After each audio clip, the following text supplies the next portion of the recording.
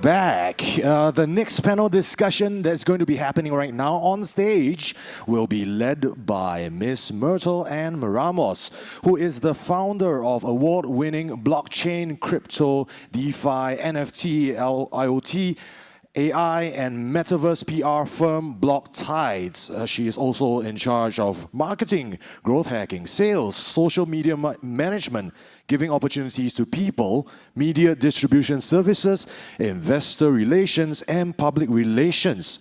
Multi-talented. And also, she's a scholar graduate of Draper University for Blockchain Entrepreneurship, powered by Tezos. She is currently an advisor for many blockchain and tech companies, and now leading as co-founder of a gamified and open internet culture metaverse called Play2Earn. So please, if you will, give her a round of applause as she takes the stage as our moderator this afternoon. Thank you, Ms. Ramos. And our panelists consist of Pang Xuekai from Tokyo Crypto. Thank you very much, Mr. Pang. And next we have Charles Hugg, who is from WeMade, who will be joining us virtually, as well as Mr. Rich Robinson from Animoca, and also Jirayut from BitCub, and Adrian Ho from Binance. Please show your support and appreciation for our panel discussion this afternoon, ladies and gentlemen. Welcome, welcome. Mr. Robinson, please be careful. All right. Floor is all yours, Ms. Ramos. Thank you. Hello? Hello? Okay, there. Good afternoon, Bangkok. Oh, hello. All right, so let's make it a fun panel because I noticed that this is a play to earn and it must be fun, of course. So let's start off with a quick introduction. Let's start with you. Hi, everyone. Maybe we should invite the friends from outside to join in our Yeah, friends panel, from the outside. You can go inside a pretty here. interesting panel to sit in and join. But anyways, hi, everyone. I'm actually. Yeah.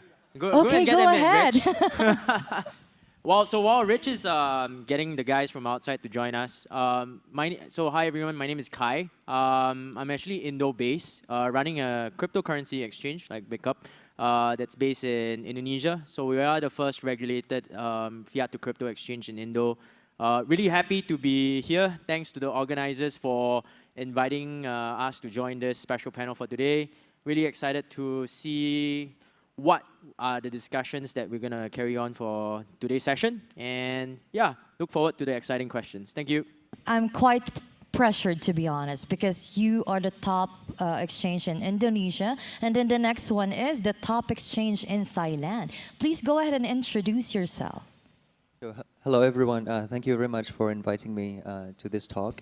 My name is Top. I'm the founder of BitCub Group. Personally, I've been in this blockchain space for 8 years now. BitCub is actually my second company. I started my first Bitcoin company in 2013 called coins.co.th, one of the very first Bitcoin wallet. And now BitCub is my second venture. Under the BitCub group, we actually have 9 companies now. But most people know us from the cryptocurrency exchange aspect, but we actually do an ecosystem of blockchain businesses. We have Academy, BitCub Academy, we have BitCub Ventures, Incubator, Accelerator. We took over the top 2 floors of the biggest shopping mall to turn that into an investment center. Right? We have our own blockchain called BitCub Chain with our own coin called BitCub Coin. We also have ventures, joint ventures with many big corporations here in Thailand. But our core business is still the exchange. We are the first regulated exchange in Thailand. We've been controlling around 90 to 95% market share in the country up until last 2 weeks when there's an incident with the other exchange. So now we are controlling about 99% of the market share. Most of the local customers are using BitCub right now. Thank you. I actually watched your documentary about your life story where you started way back 5 years ago. So I really admire what you're doing in this space, and congratulations with the expansion of BitCub here in Thailand also. And of course, you may introduce yourself now, the power player in the metaverse. Yeah? Hey, everybody. I think I scared people away Oh, outside there, okay. so give you guys plenty of elbow room. My name is Rich Robinson. I'm entrepreneur in residence at Animoca Brands. Animoca Brands is an operator in Web3. We are at our core a gaming company, and we advocate and believe in the open metaverse and digital asset ownership for one and all. I am based in the lovely island of Bali, Indonesia, the island of the gods, and I sit on the investment committee and I run some special projects. I spent a quarter of a century in China. As a serial entrepreneur, I did 8 startups, 3 as a exec founding team member of 3 companies that went public. I started 5 others, 2 mercy kills, and 3 exits to public companies. And I love the art of the start. And Web3 is my act 3, my third act. And I absolutely believe that this is not once in a decade or once in a lifetime, but once in a century. Let's LFG. Yeah, let's LFG and WAGMI, right?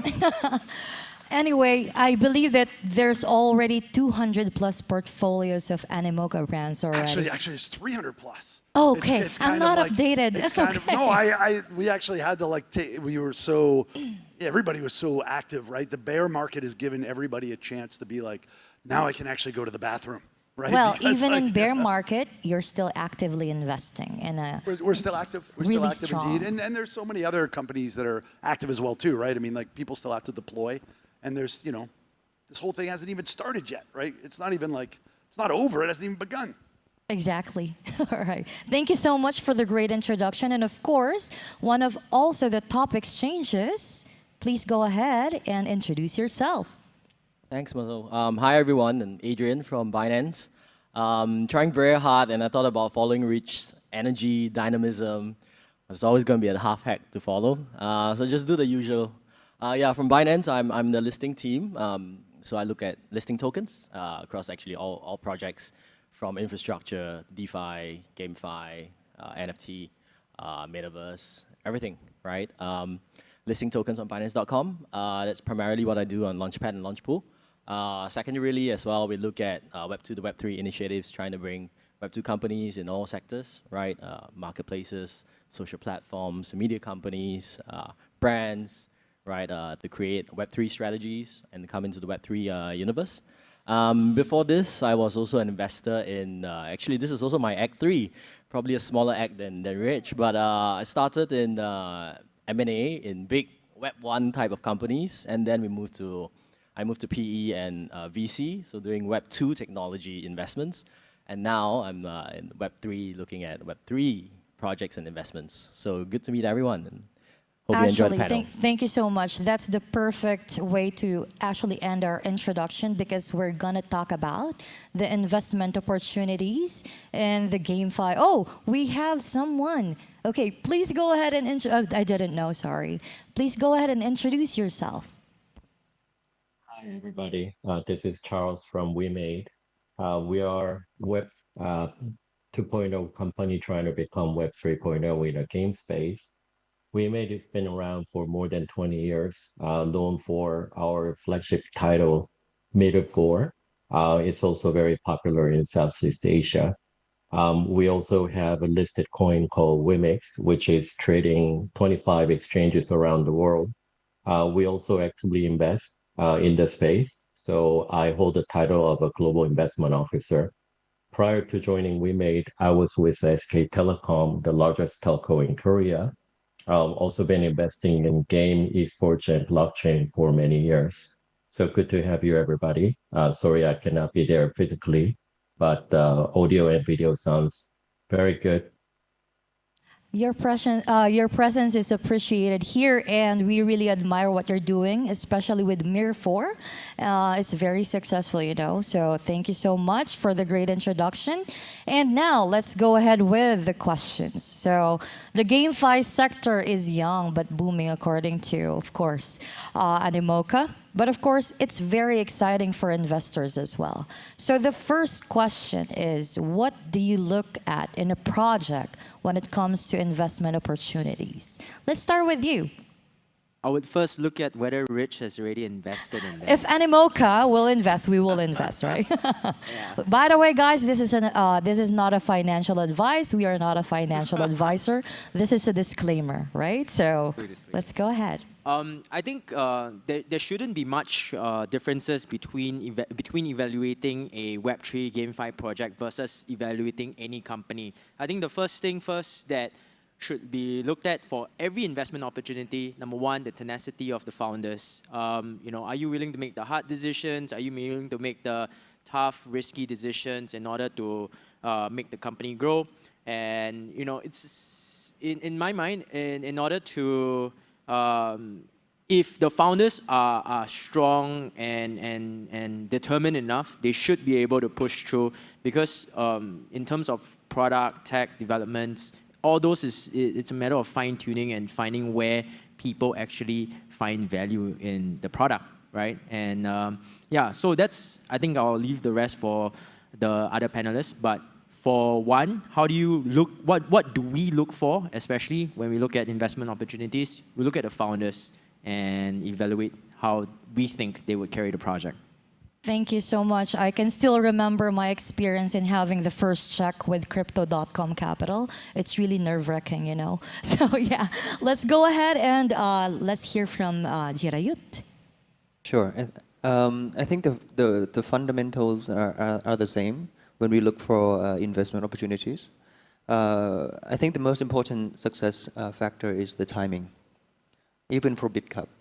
I think the reason why BitCup is here today is, number one, most important factor is the timing, and the second factor is the team, the team, the founders, the team, how they are able to compromise with each other, not just complement, but compromise. That's another important, even more important than complement each other.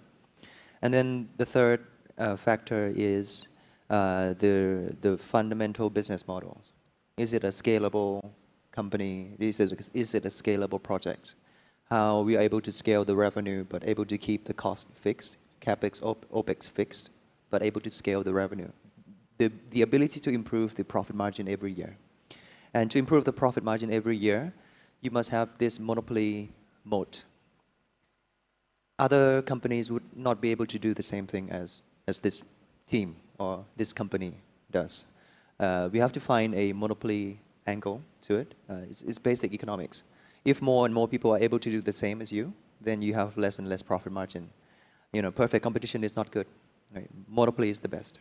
So in any projects, we are looking for the protective moat, the ability to provide this monopoly power into the project. That's another important factor that we look for. Thank you so much. I believe timing is not actually applicable with Animoca brands. Even during bear market, they're still investing. So what's your take on that? What do you look for in a project? So I'd like to frame gaming for some people here who may not be in the industry, right? Music, 25 billion a year. All other entertainment, in-home theater, 100 billion, right? 125 billion combined. Gaming, 50% bigger than all of that, 180 billion, right?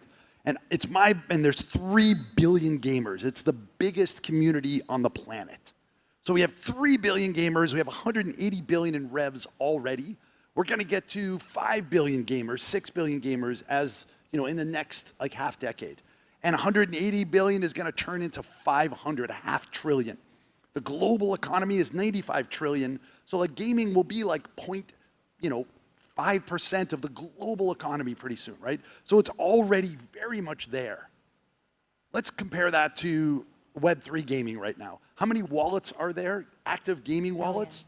It's probably 3 million. 1% of 3 billion is 30 million. 0.1% of all gamers are Web3 gamers right now. But I ran a guild in Indo. How many of those wallet holders are actually gamers? How many of them are doing it for yield? Probably even fewer, right? So it hasn't even started. We're not even there yet. We haven't even like cracked this existing gigantic industry and put it on chain and tokenized it and put NFTs on it. It's like hasn't even begun. But it will, and it will be probably, most games will be on chain within 5 to 7 years. Okay, so we've established that. Here's the thing, a game is the most difficult and complex consumer app that there is. Like it's a consumer application, and it's the most complex one, much more complicated than e-commerce or anything else. It's a bear, it's really difficult. And historically, you couldn't get funding for games. People didn't fund games. That didn't even happen so much before. Are people funding games or were they funding yield before? It's a real question, right? For us, we have our core as a gamer. We feel like gaming is the tip of the spear because gamers love virtual items. They understand that already. Gamers are already using a lot of crypto. Half the gamers are in Asia around the world globally. So what we really try to invest in are people that can really make games. Like that's what we're really tripling down on. So you've been through dev hell. You've been through live ops. You've been through optimization. Like that kind of like battle tested, like hardcore, like sort of scabs and calluses and scar tissue, like armor, that's going into battle, that's what we want to bet on. I believe you're a true gamer, so I can hear that. So thank you so much for that. Let's hear from Adrian. Yeah, I'll really echo most of what the panel has said. I think the lens on the areas to look for is pretty much the same as any other investment, but particularly for GameFi, there are nuances to take note. So when we look at projects, right, really echo Rich over here, I think the founding team and the people behind the project, because when you introduce a crypto element and a financialization element to the game, it really changes a lot of the dynamics that's out of the control of the game developers around what the speculators, arbitragers, and people who are there would do to move your tokens and your assets. So a lot of these things can be pretty new to people that are in gaming traditionally. So we want people that come from crypto background, gaming background, strong team with complementary skill sets to understand really where the pitfalls and the opportunities are when they design this new frontier kind of crypto games and new design models that's going to come out and bring the next billion users. So I think we're looking for those kind of innovative ideas, right, from teams, and we'll sort of back them. In an exchange point of view, you're not really backing them, but you're listing them, so you list only very good projects. I think the other thing that I would add to this is in terms of like the technology side of things, because now you have crypto, which means you're touching on financialization again, then it's very important that the underlying backbone of the technology is secure and scalable. So if you think about the Ronin hack, right, it's hundreds of millions of dollars of funds going out. So we look for also all those kinds of things that the projects would have done before they list. So is there security audit, right? How secure is the blockchain, the smart contracts, and how strong is the technology behind it? I think those are two nuances I would add to what the panel has already said. Thank you. And I want to add on when it comes to the sustainability of the project, because sustainability is really the most important thing when it comes to investments. We just launched our own small VC for Block Tides this year. That's the reason we also had 20 portfolios already in GameFi. So that's the reason why, as an investor perspective also, the reason why is also the founders. Are they actually dedicated enough? At the same time, when it comes to sustainability, the tokenomics is very important. All right, so let's go with Charlie. Yes, thank you. I'm going to be much more specific. I mean, in the perfect world, you want to be investing with a good team, but how do you define good, right? So there's no solution to that. But here at WeMade, for the game, we focus on IP. We're looking for good original idea. Technology, operational know-how, we can provide. Tokenomics, we can provide. Technology to make that happen, we can provide. Looking for good IP. And number two, non-game projects, blockchain game projects. what we're looking for is utility. We don't like the projects that have an ambiguity of where this coin will be used. We want to be very certain how it's going to be used. We like the projects that touches the users directly. We don't like middlemen. We don't like service providers. We want the projects that captures the audience. Well, audience is very important, especially. Thank you so much, Charlie. Want to add on that. So when it comes to the audience, and also when it comes to this, what's your go-to market strategy? So when it comes to reaching out for the communities, other projects are just telling that they have a community. But of course, the real community is how the other speaker earlier is giving hope to a lot of communities, especially Play2Earn. So thank you so much for your insights when it comes to, of course, what to look for in a project. But let's go to the next question.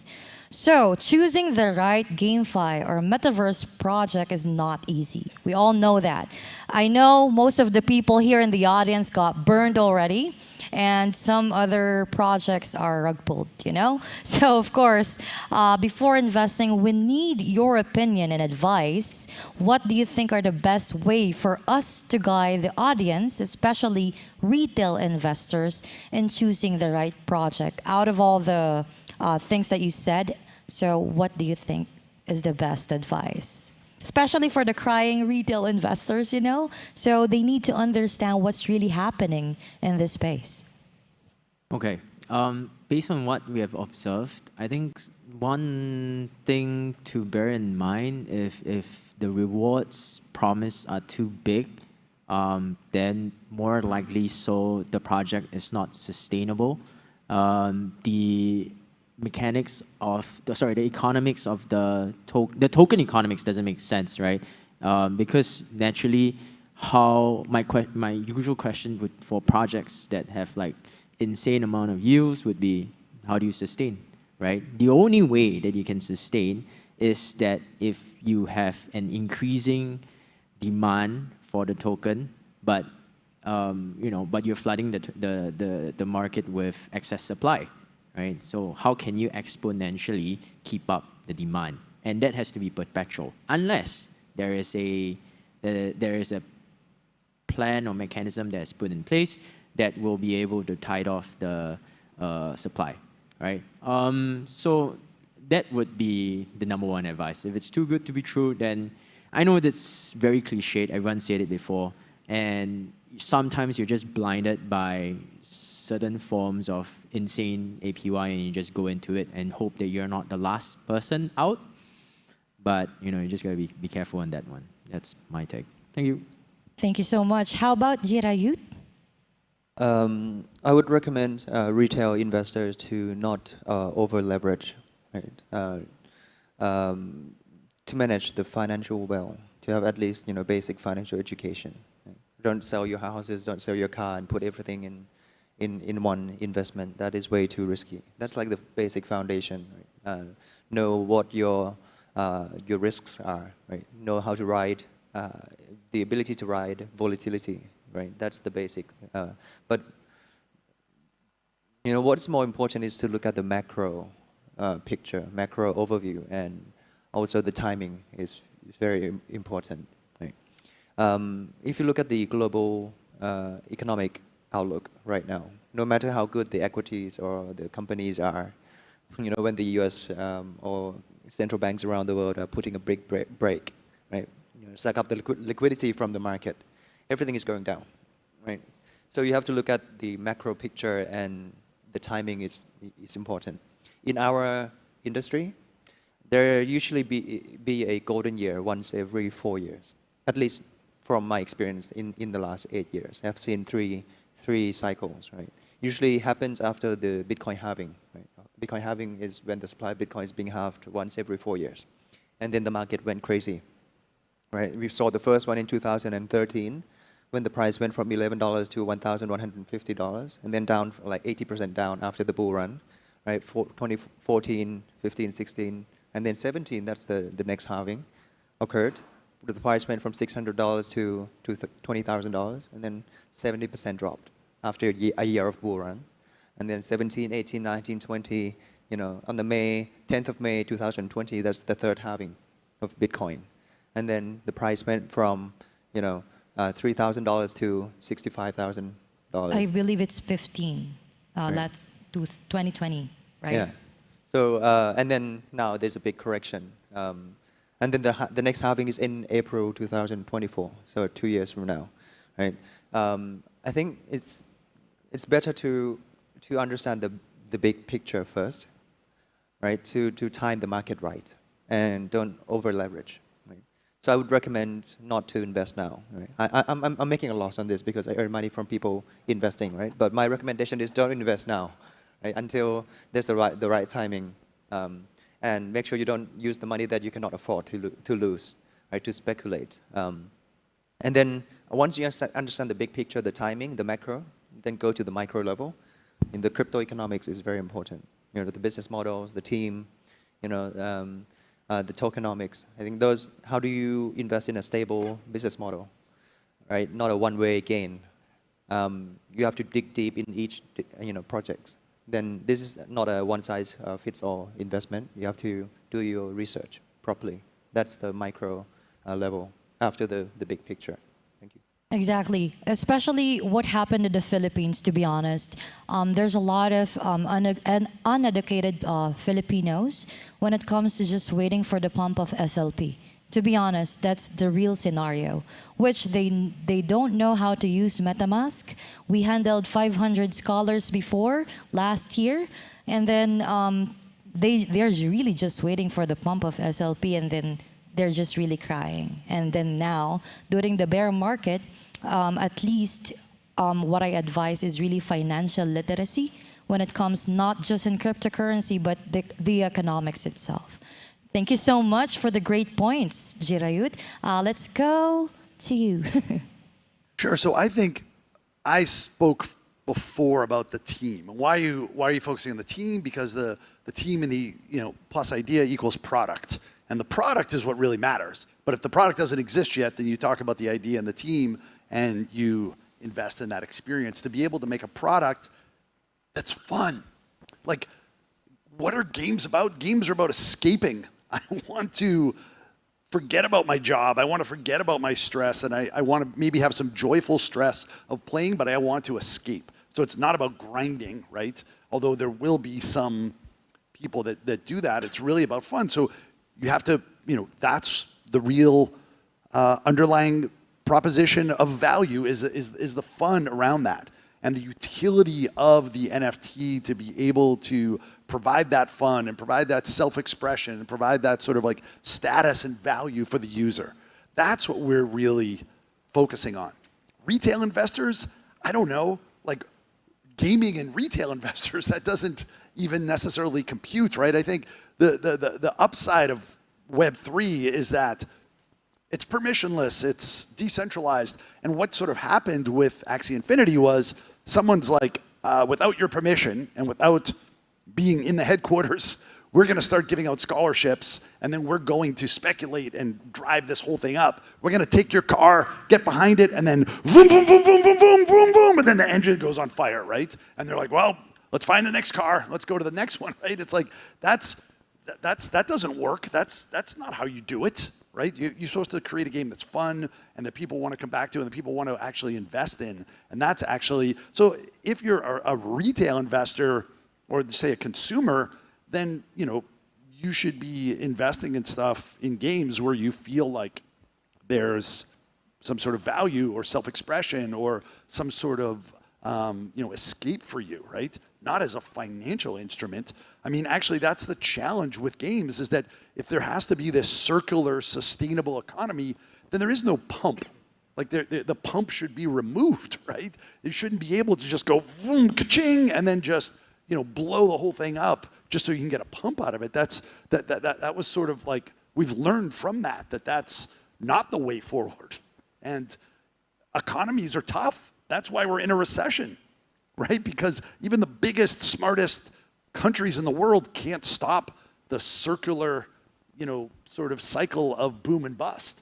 So games, like, good luck. Like, you can really try to do it, but there's going to be cycles of that. You just have to reduce the inflation that everybody around the world is feeling right now, right? Nobody wants that. So people are going to try to reduce that in games. So retail investors, 没有注意. I have no idea, as they say in Chinese, right?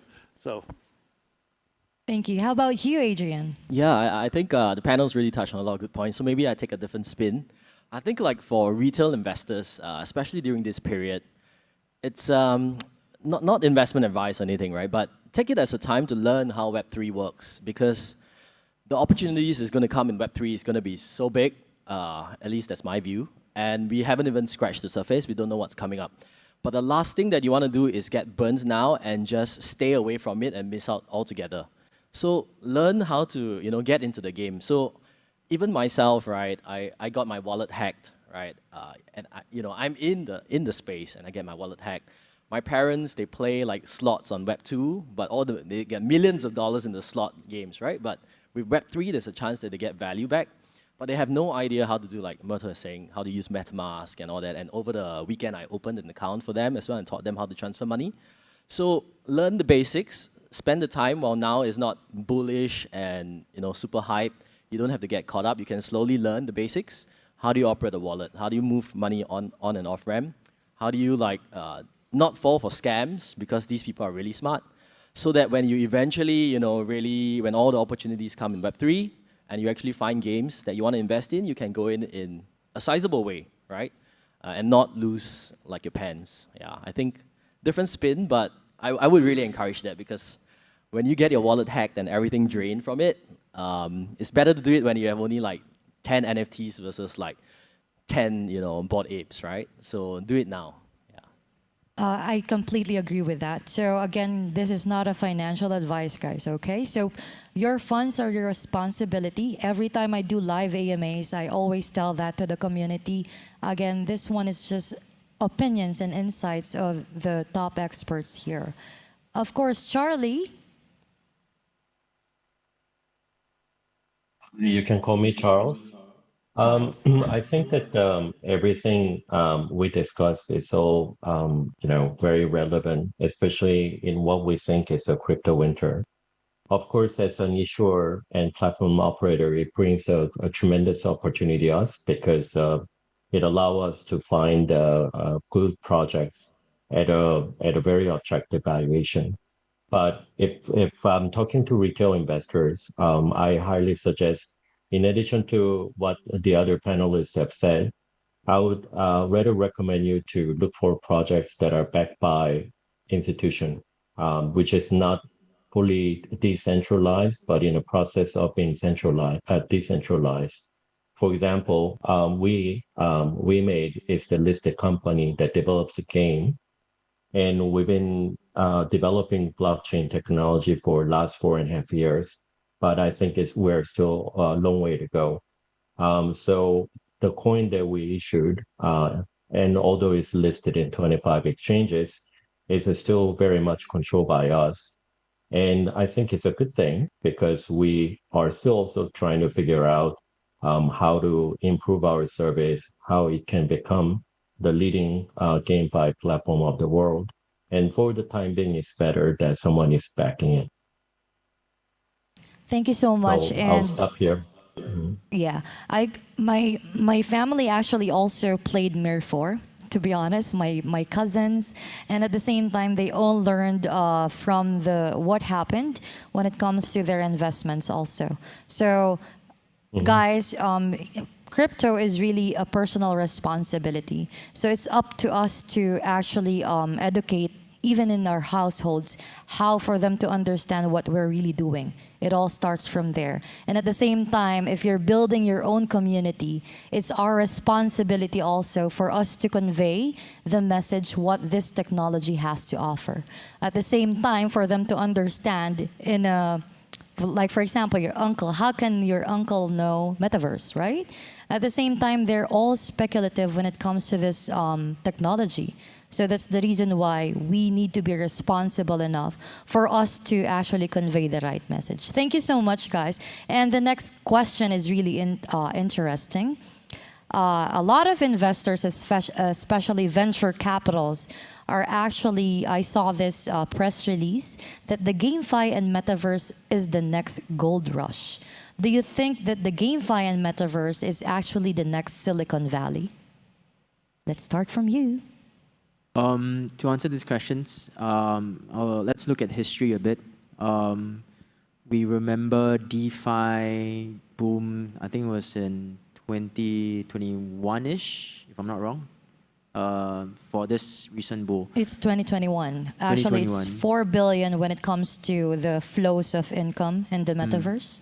So No, as in, so I was trying to say 2021, DeFi boom. Yep. Around then, NFT came up. And then after NFT, then GameFi and Web3, the concept came up. So back to the question is GameFi the next, I wouldn't call it the next Silicon Valley. Is GameFi what people are focusing on right now? Apparently it is, with so many people in the crowd. I think GameFi and Metaverse is the current two hype words.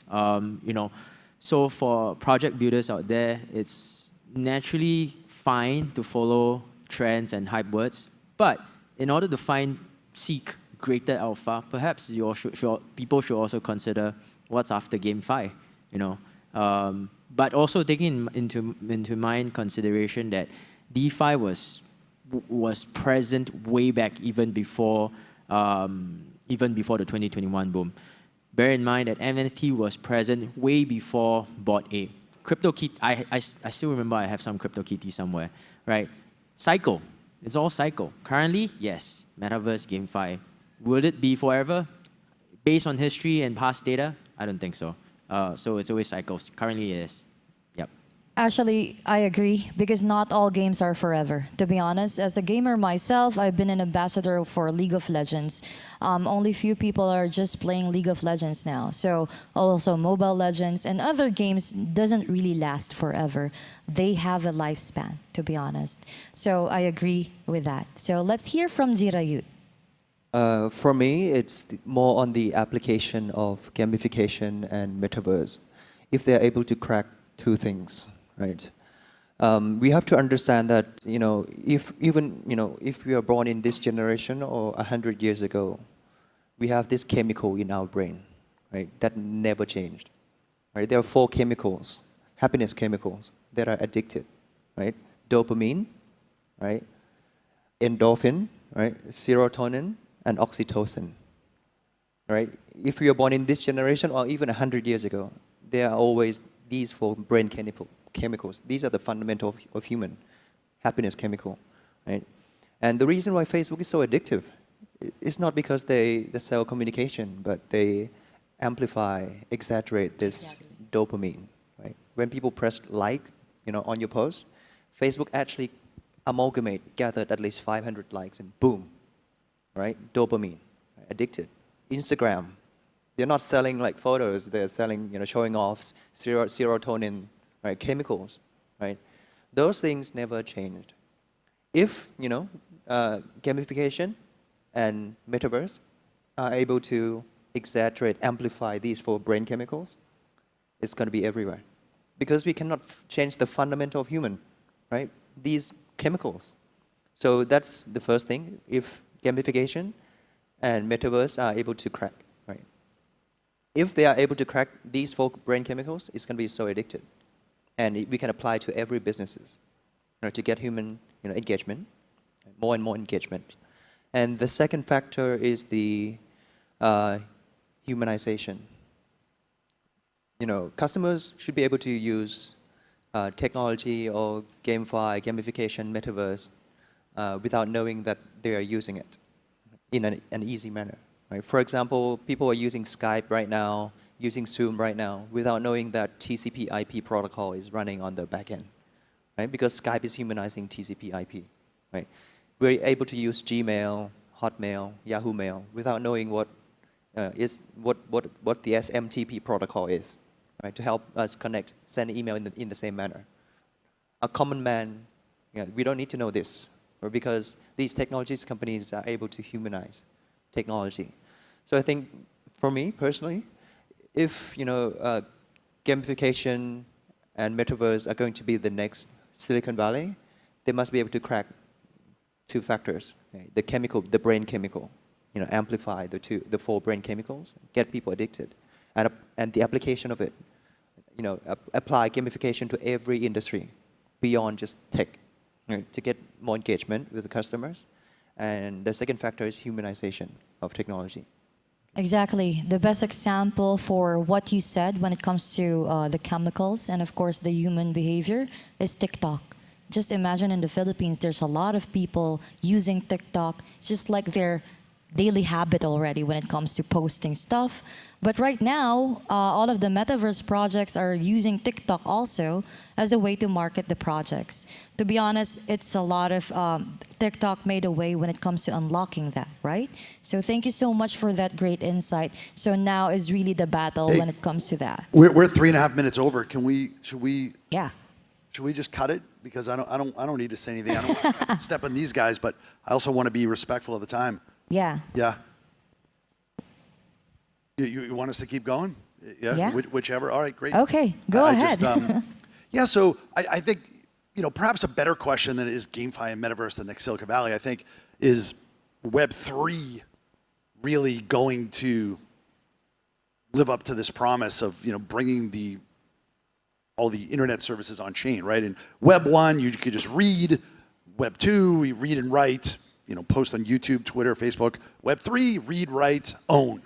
And once you get ownership, and that's the mission and vision of Animoca, open metaverse, digital ownership broadly, writ large across all users, then that is going to change the fabric of society. There's just no other way around it. And I originally joined Animoca as an advisor because I've been through Web 1.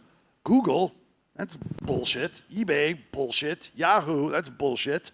Oh, Facebook, they don't have a business model. That's bullshit. Instagram, $1 billion acquisition. What a piece of shit that is. That's bullshit, right?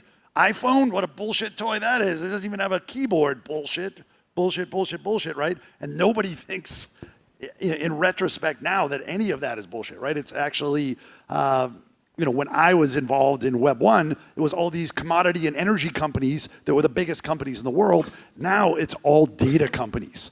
And all the companies that own your data, the Facebook, the Meta, the Google Alphabet, Netflix, et cetera, those are the ones that actually dominate. So the real question is, those fiefdoms, the House of Zuckerberg, the Lords of Google, all these other large organizations that have central control of all your digital assets, of all your data. You give all your time and treasure to them, and they siphon it all up, and then they give it all to their shareholders. That's where we are now. And we're sort of been boiled like a frog, and we're like, everything's fine. We're sipping our tea like a meme, and everything's on fire around us.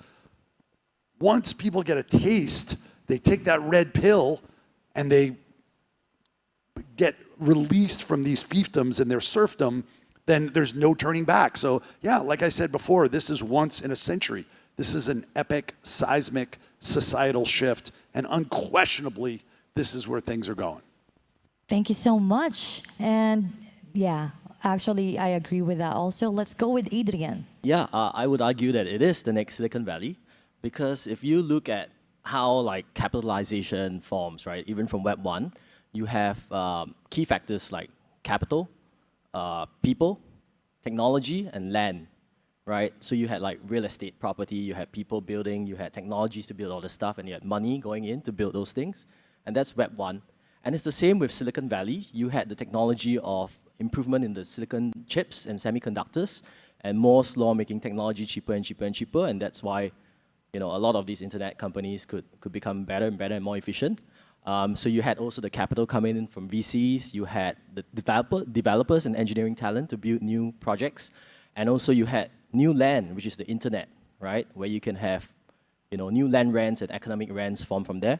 And it's the same now with Web3. If you look at the same four ingredients, you have all the capital coming in again with VCs. A16Z's got 450 million fund. There are a whole bunch of Sequoias now, and Lightspeed, new funds coming in to invest in new Web3 projects. you have a lot of developer talent moving, just from Web 2 to Web 3. And these people will have the engineering talent and the, computing talent, design thinking to build new models in Web 3. You certainly have technology. So the technology that was in Web 2, the internet and whatever other technologies that were all there were quite a lot of them. But now you have blockchain. And to the extent that you believe blockchain is better technology than whatever is in Web 2, then we also have the element. And finally, you have land, right? What is the land in Web 3? So I think metaverse is a new realm and new land. We don't know what it means yet. We don't know how that looks and what's the form factor. But you can argue, right? Like, just for an example, and I try not to name projects, but we look at like Sandbox. It is new land. I'm not going to encourage people to, not financial advice, to buy land there, because it's expensive. But you can think of new land where economic rents can be reaped if people can form the right business models using all those same ingredients that came before us and now are available in Web3 to build the new sort of Silicon Valley, so to speak. Thank you so much, Adrian. And also Paris Hilton just onboarded in Sandbox also. Yeah. So let's Snoop hear Dogg from also. Charles. What? Snoop Dogg's there too. Oh, yes. Snoop Dogg also. We started Sandbox, so that's not financial advice. Well, that's your portfolio, right? And we listed Sandbox as well. Yeah. So let's hear from Charles. Yeah, I'll be very short. I mean, metaverse to game developer, role-playing game developers is not new. We've been developing the game for the last 20 some years. And we look at metaverse as the game without ability to generate revenues. But it's just become a hype, but it has existed for, I think, many years. It's good to see that it's becoming a common ground, and there are a lot of capital pulled into it, but it's nothing new, and I think it's a hype.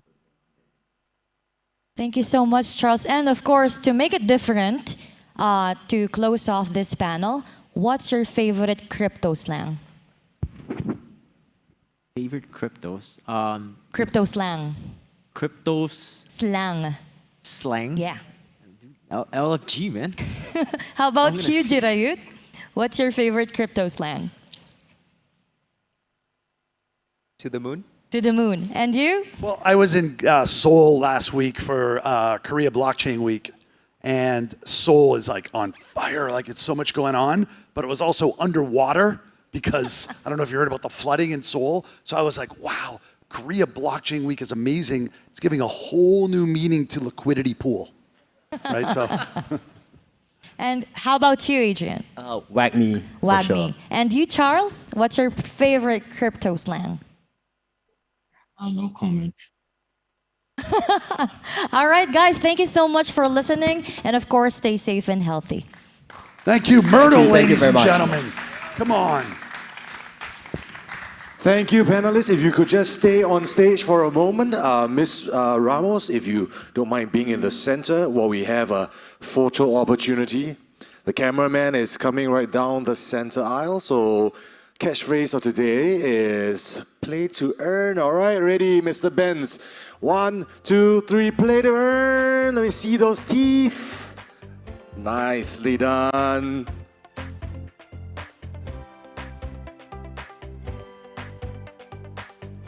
All right, once again, some applause to show your appreciation. Thank you very much, panelists. All right, now we're going to have a short video to play for you guys. We'll be right back.